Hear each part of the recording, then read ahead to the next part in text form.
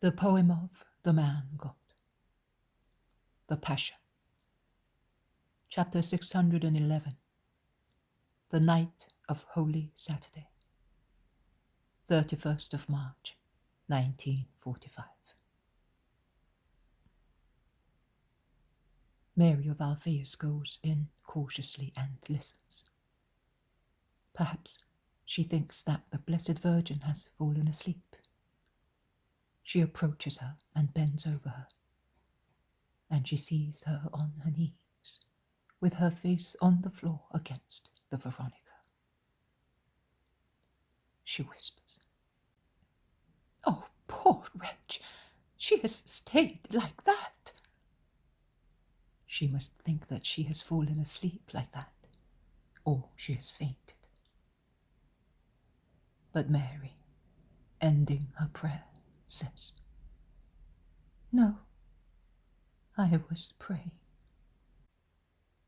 "On your knees, in the dark, in the cold, with the window open, see, you are frozen."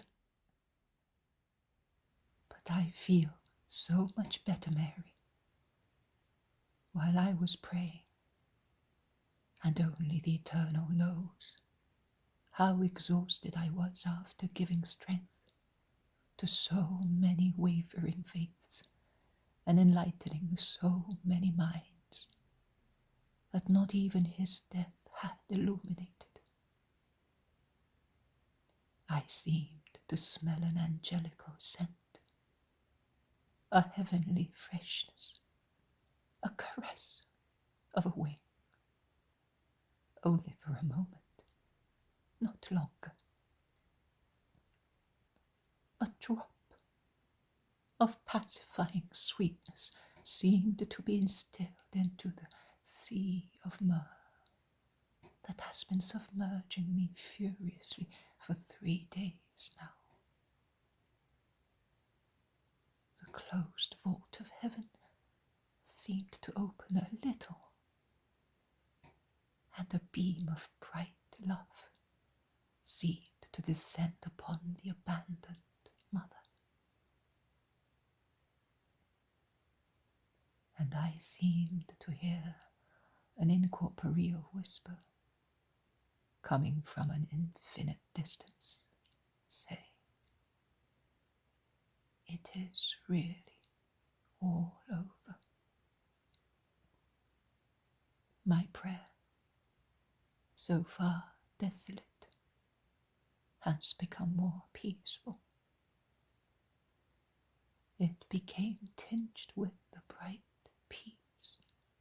Oh, just a nuance, with the bright peace that I used to experience in my contacts with God during my prayers. My prayers. Mary, did you love your Alphaeus very much when you were his virgin bride? Oh, Mary, I rejoiced at dawn, saying, "Another night has gone by, one less to wait." I rejoiced at sunset, saying, "Another day is over, nearer is my entrance into his house." And as the sun set, I used to sing like a skylark, thinking, "He will soon be here." And when I saw him come, looking as handsome as my Judas, that is why Judas is my favorite, but with the eyes of a deer in love, like my James, oh, then I no longer knew where I was. And when he greeted me, saying, "My sweet bride," and I was able to say to him, "My Lord," then I think that if at that moment I had been crushed by a heavy cart or struck by an arrow, I would have felt no pain. And later, when I became his wife, Mary is lost in the ecstasy of recollections. She then asks, "But why that question?" "To explain to you what my prayers were for me. Multiply your feelings by 100. Raise them to thousands powers, and you will understand what prayer and the wait for the hour of prayer have always been for me. Of course, I think that even if I did not pray in the peace of the grotto or of my room, but I was intent on the work of a woman, my soul prayed incessantly. But when I was able to say, well, the hour to collect my thoughts in God is coming, my heart would burn throbbing fast. And when I got lost in him, then, no, I cannot explain this to you. When you are in the light of God, you will understand. All that had been lost for 3 days. And it was even more heart-rending than not having my son anymore. And Satan worked on these 2 wounds, laid one on top of the other. The death of my son and the abandonment by God, creating a 3rd wound, the terror of the lack of faith. Mary, I am fond of you, and you are a relative of mine. Later, you will tell your sons, the apostles, so that they may persevere in their apostolate and triumph over Satan. I am sure that if I had accepted the doubt, if I had yielded to Satan's temptation, and I had said, "It is not possible for him to rise from the dead," denying God, because to say that was the same thing as denying God with his truth and power, such a great redemption would have come to nothing. I, the new Eve, would have bitten once again at the forbidden fruit of pride and of spiritual sense, and I would have destroyed the work of my Redeemer. The apostles will be continuously tempted thus, by the world, by the flesh, by power, by Satan. Let them be firm against all tortures, and the corporal ones will be the lightest, so that they may not destroy what Jesus has done. You, Mary, should tell my sons. What do you expect your poor sister-in-law to say? Oh, however, if they had come, that they should run away at first. Well, but later, you know that Lazarus and Simon were ordered to take them to Bethany. Jesus knows everything. Yes, but, oh, When I see them, I will reproach them severely. They betrayed cowardly. That everybody else should behave so is understandable, but not them, my sons. I will never forgive them. Forgive them. Forgive them. It was a moment of dismay. They did not believe that he could be captured. He had said so. That is why I will not forgive them. They knew. So they were already prepared.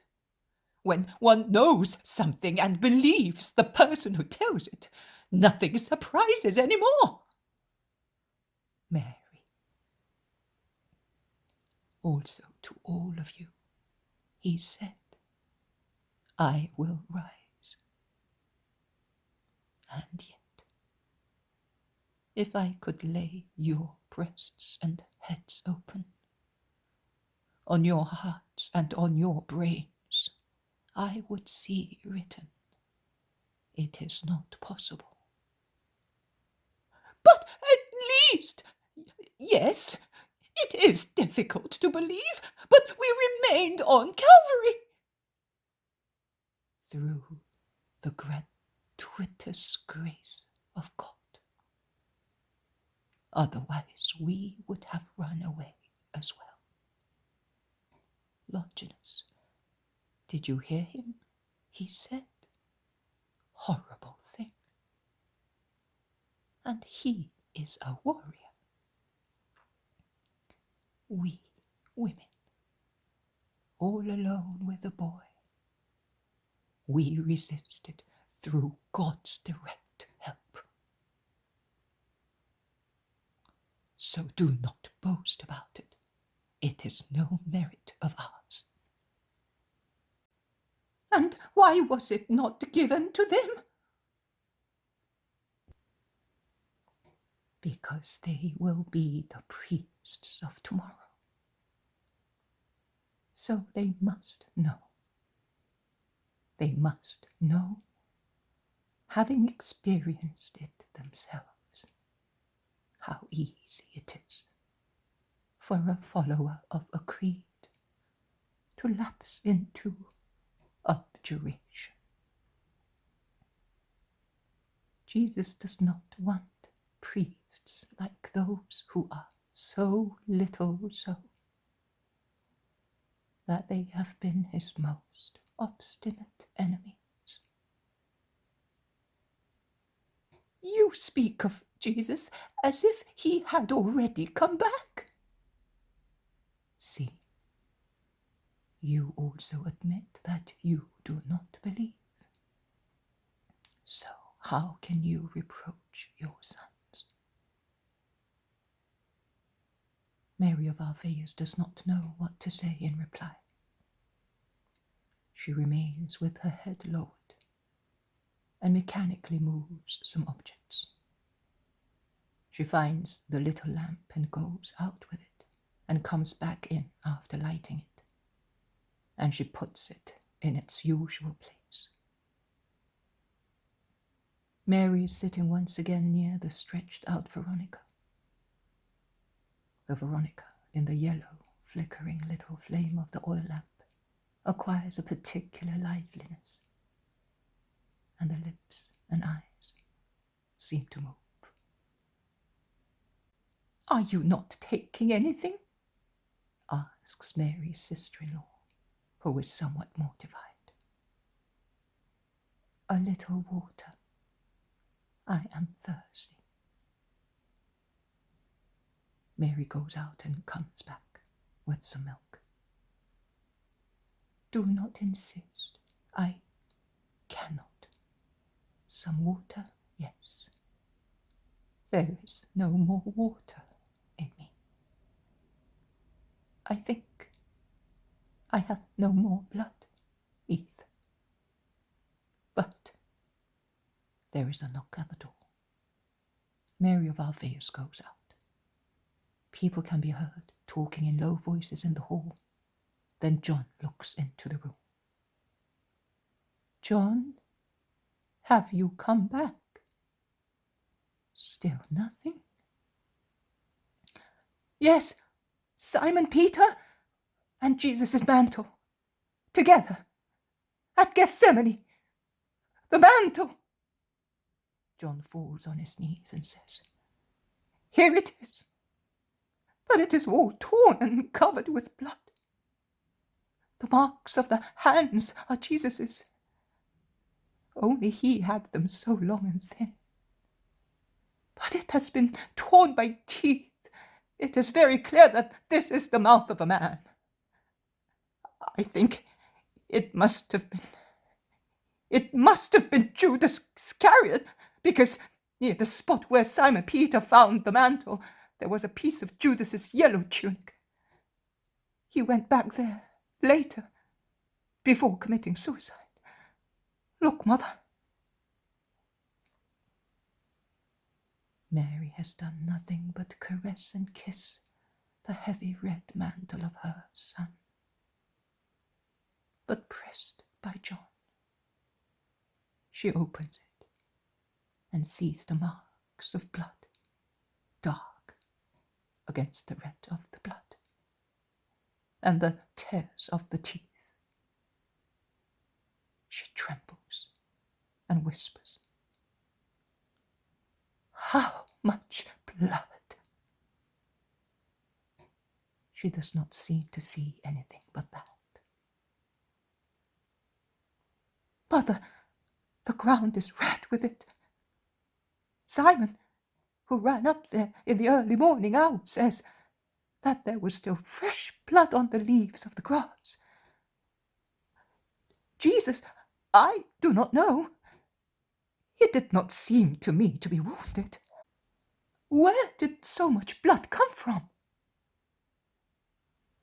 From his body, in the bitter anguish. Oh, Jesus, total victim.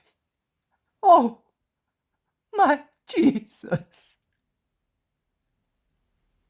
Mary weeps, so distressingly, with an exhausted lament, that the women appear at the door and look in, and then they go away. This, while everybody was abandoning you. What were you doing while he was suffering his first agony?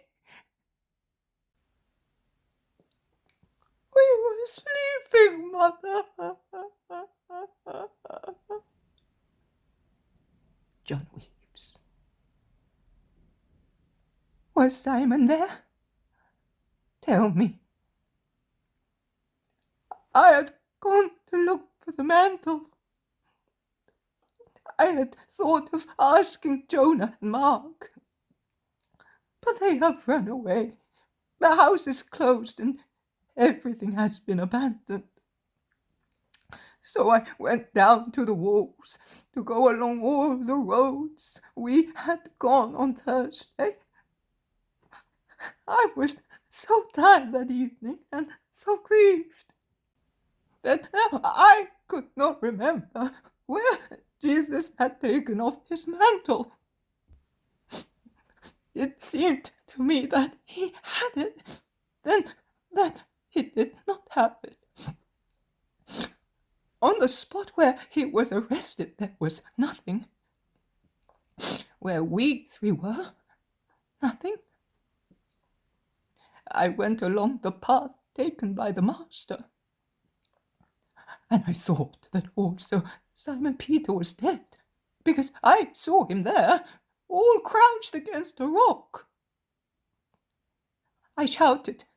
He raised his head, and I thought he had gone mad. So changed he was.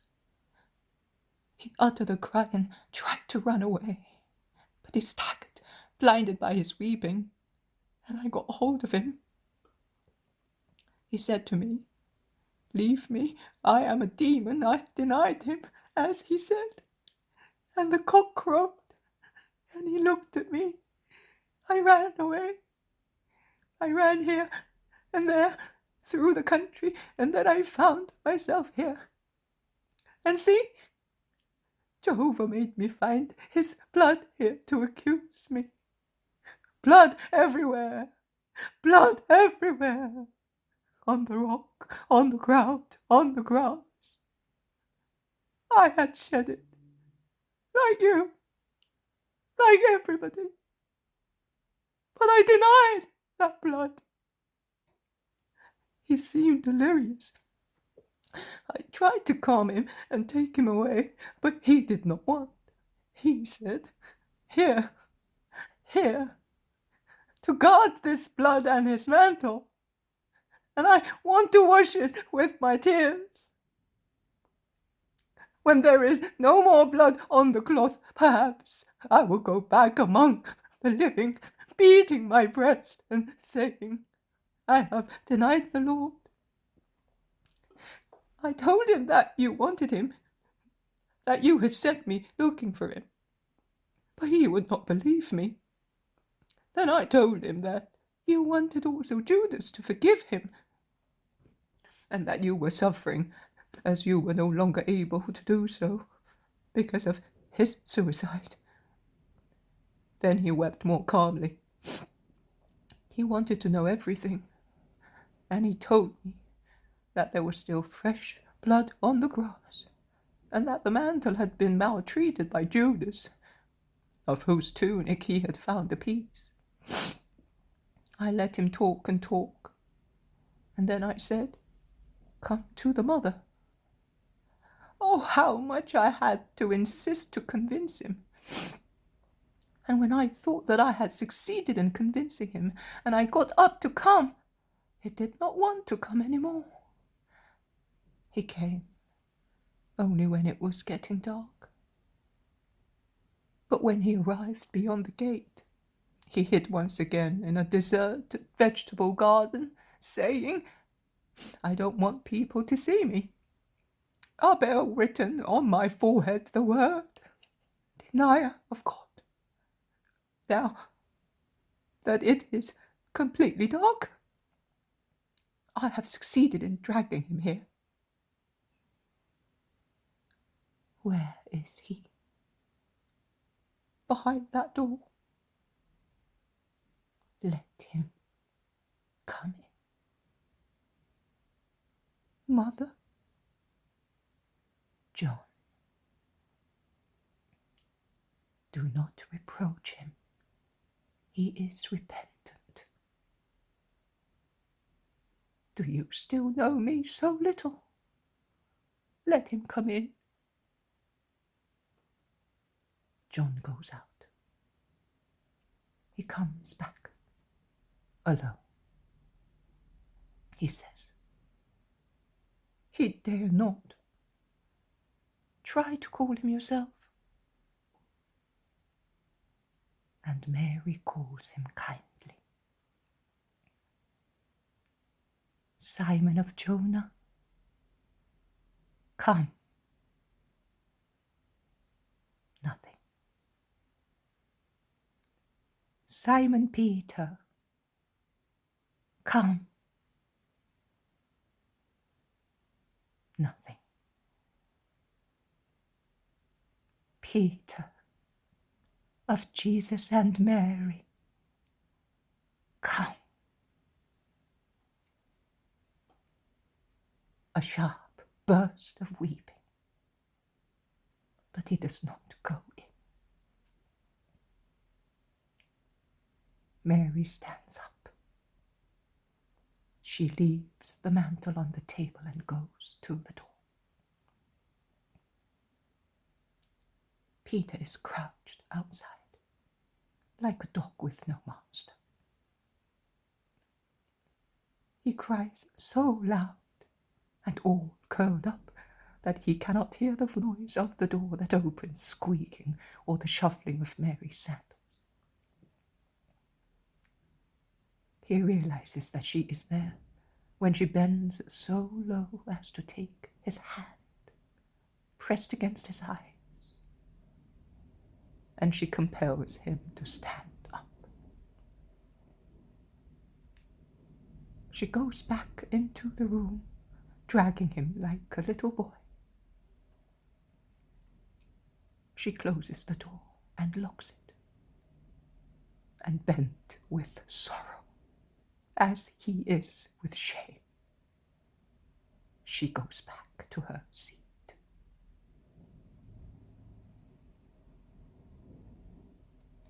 Peter kneels at her feet and weeps without restraint. Mary caresses his grey hair, wet with the perspiration of sorrow. Nothing but such caress, until he calms down.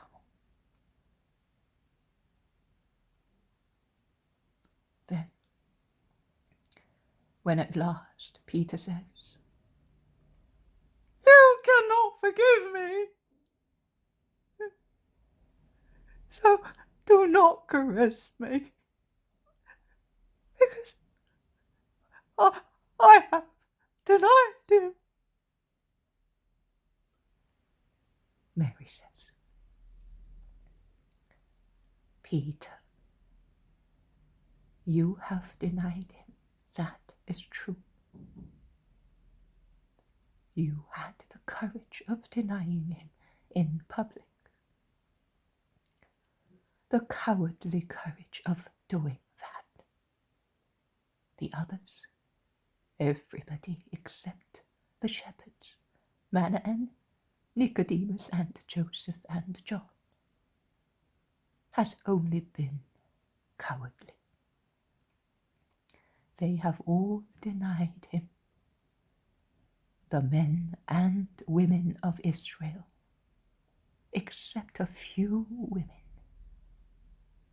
I will not mention the nephews and Alphaeus of Zerah. They were relatives and friends. But the others, and they did not even have the satanic courage of lying to save themselves, or the spiritual courage of repenting, weeping, or the more elevated one of acknowledging their error in public. You are a poor man, or rather you were, as long as you relied on yourself. Now you are a man. Tomorrow you will be a saint. But even if you were not what you are, I would have forgiven you the same. I would have forgiven also Judas to save his soul, because the value of a soul, also of one only, deserves every effort to overcome disgust and resentment, to the extent of being crushed thereby. Bear that in mind, Peter. I will repeat it to you.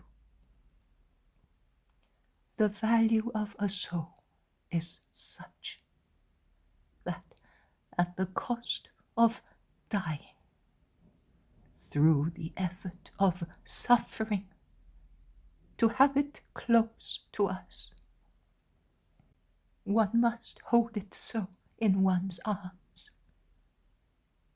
as I am holding your grey-haired head.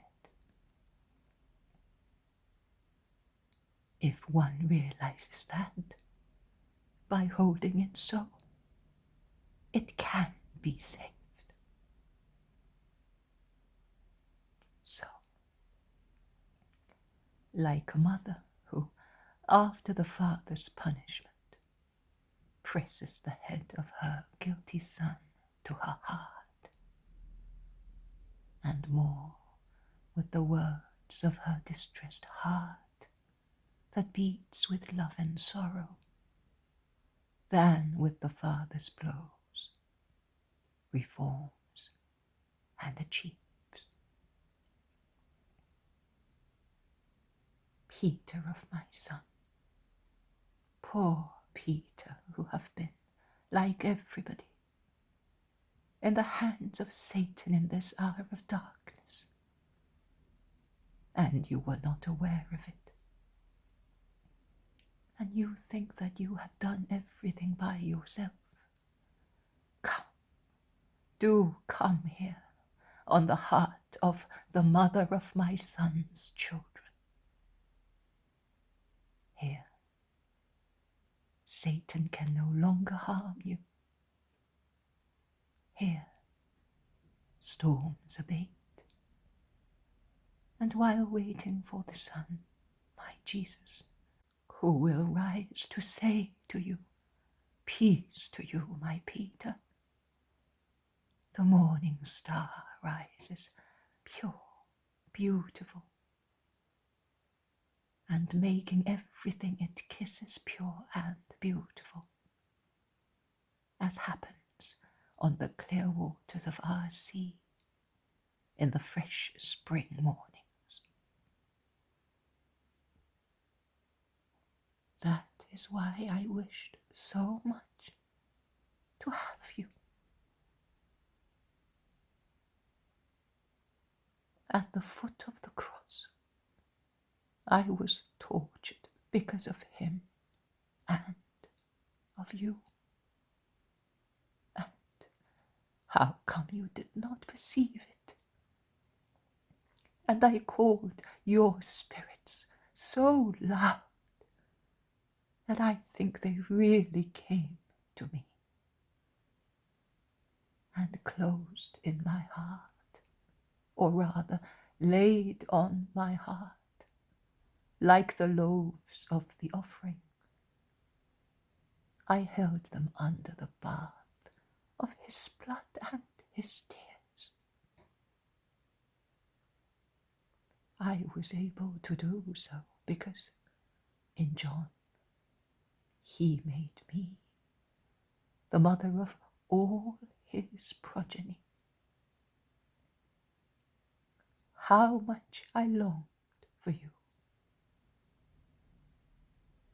That morning, in that afternoon, at night, and the following day.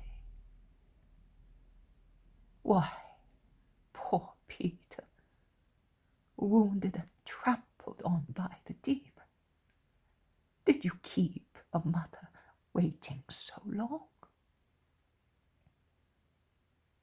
Do you not know that it is the task of mothers to tidy up, cure, forgive, and lead their children? I will lead you to him. Would you like to see him? Would you like to see his smile? To be convinced that he still loves you? Would you? Oh. Then move away from my poor lap of a woman and lay your forehead on his crowned forehead, your lips on his wounded lips, and kiss your Lord. He is dead. Yeah, I shall never be able. Peter, reply to me. Which do you think is the last miracle of your Lord? The Eucharist? No, that of the soldier cured there. There! Oh, do not remind me! A faithful, loving, strong woman woman met him on Calvary and wiped his face. And he, to tell us how much love can do, impressed the image of his face on the linen cloth. Here it is, Peter. A woman achieved that in an hour of hellish darkness and of divine wrath, simply because she loved. Bear that in mind, Peter, for the hours in which the demon will seem to you to be stronger than God. God was the prisoner of men. He was already overwhelmed, condemned, scourged. He was already dying. And yet, as God is always God, even among the most cruel persecutions, and if the idea is struck, God who inspires it is untouchable, so God, to deny us to unbelievers, to the men of the foolish, wise, of the guilty, it cannot be, of the sacrilegious, what do I not understand is not true, replies, without any words, with this cloth. Look at it. One day you told me, you said to Andrew, the Messiah showed himself to you, it cannot be true. And then your human reason had to bend before the power of the Spirit that saw the Messiah where reason did not see him. On another occasion, on the stormy sea, you asked, shall I come, Master? And then, when you were halfway on the agitated water, you became doubtful, saying, water cannot hold me. And with your doubt as ballast, you were almost drowned. Only when the spirit that believed prevailed against human reason, you were able to find the help of God. On another occasion you said, if Lazarus has been dead 4 days, why have we come? To die in vain? Because with your human reason, you could not suppose any other solution. And your reason was disproved by the Spirit, that by pointing out to you through the man raised from the dead, the glory of him who had raised him, showed you that you had not gone there in vain.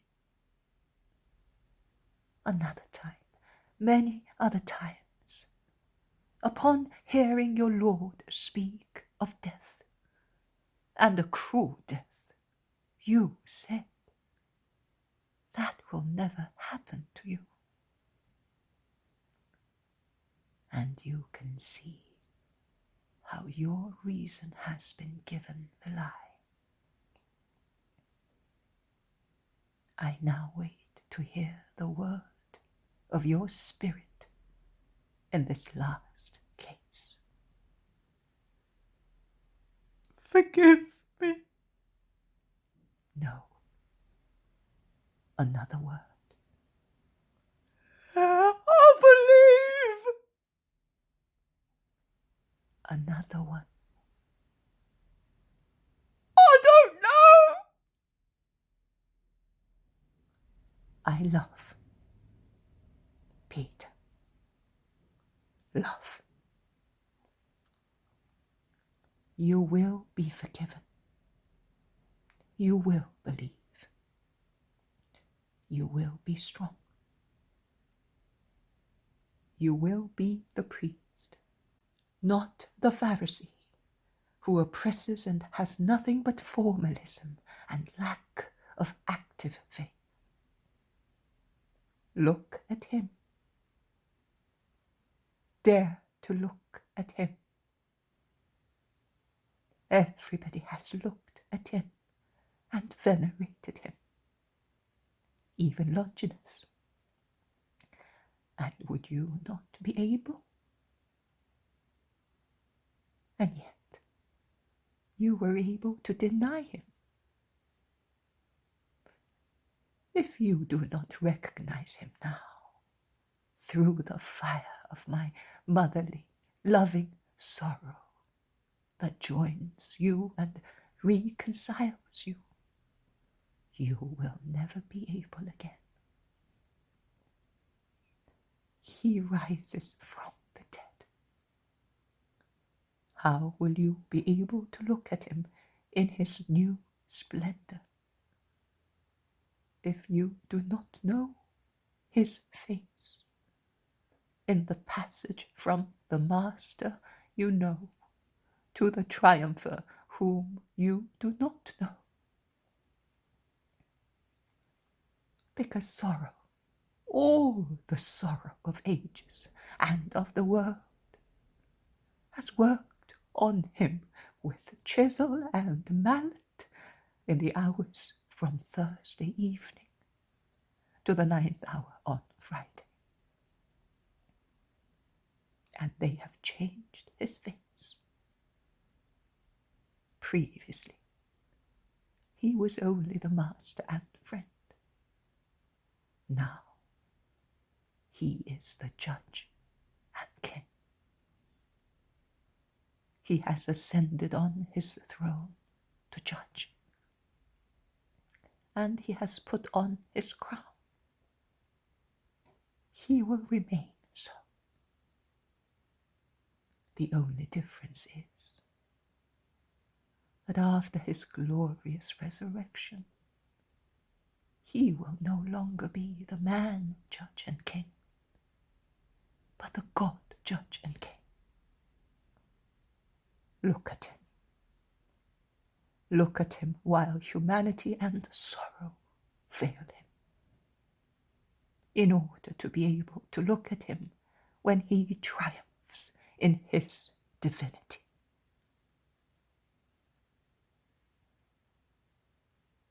Peter at last raises his head from Mary's lap and looks at her with his eyes red with weeping,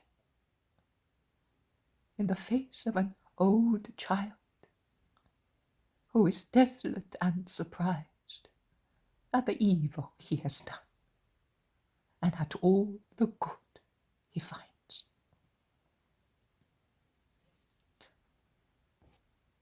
Mary compels him to look at his Lord.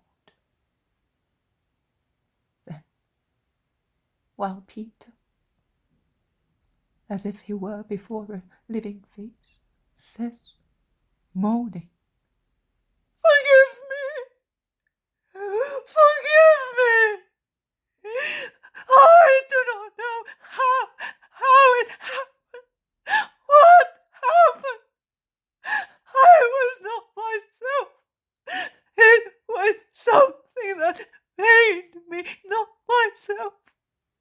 But I love you, Jesus. I love you, my master. Come back! Come back! Do not go away like that without telling me that you have understood me.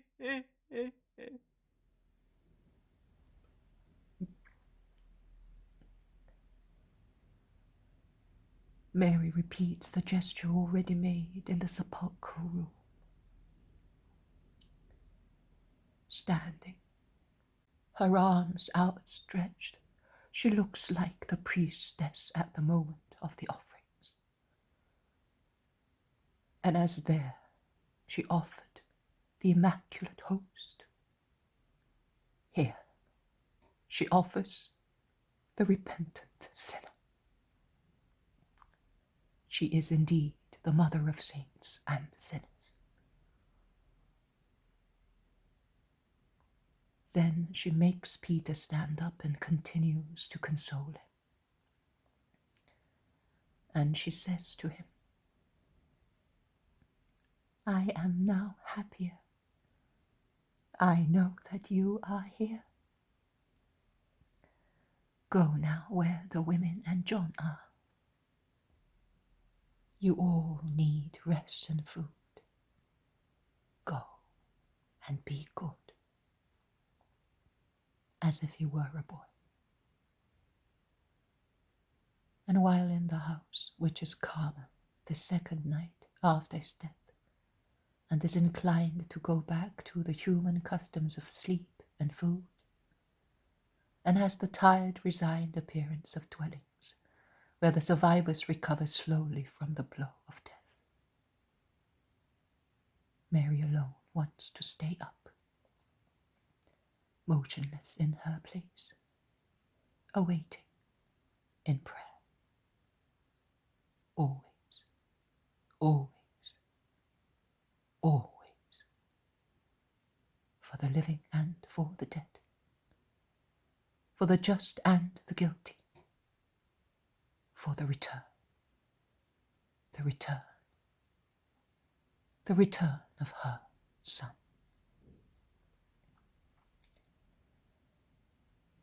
Her sister-in-law wanted to stay with her, but now she is sound asleep, sitting in a corner with her head leaning against the wall. Martha and Mary go in twice, but then, sleepy as they are, they withdraw into a nearby room, and after a few words they fall asleep as well. And farther away, in a room as small as a plaything, Salome and Susanna are sleeping, while, on two mats laid on the floor, Peter and John are sleeping noisily. The former still sobbing mechanically at intervals in his snoring, the latter with the smile of a child who is dreaming of a happy vision. Life resumes its activity, and the flesh its rights. Only the morning star shines wakefully, with her love watching near the image of her Son. And the night of Holy Saturday passes by thus, until the crow of a cock at the first light of daybreak makes Peter jump to his feet with a shout, and his frightened, sorrowful cry wakes those who were sleeping. The truce is over for them, and sorrow begins all over again. As for Mary, it only increases the anxiety of her